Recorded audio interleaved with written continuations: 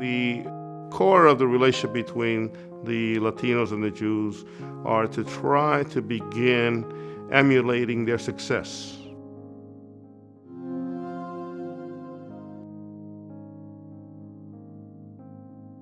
They emphasize education. Every mother in our communities would love to see their child have a good education. Unfortunately, the educational systems in most urban communities are poor.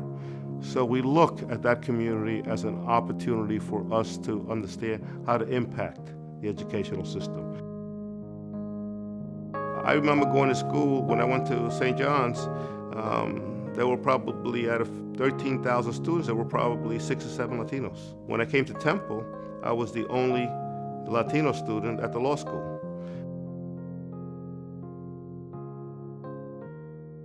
We have lacked political participation mainly because we feel foreign in a country where we're citizens.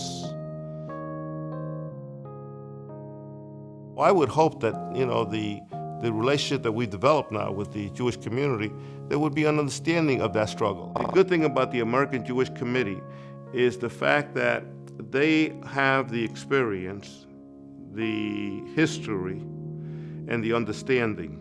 We need them to help us, as they did with the African Americans, understand what it is that you have to do to get some of the civil rights and some of the opportunities that they were able to essentially advance for the African American community.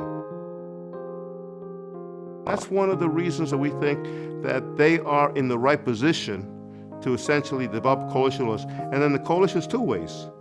We also want to make sure that we understand their issues, the issues of Israel and the protection of Israel, the issues relating to whether or not people take stereotypes with regard to their communities, like do stereotypes of us, and how we could be defensive in those areas. And so there are areas that we think we could be mutually beneficial to one another and we can learn from one another.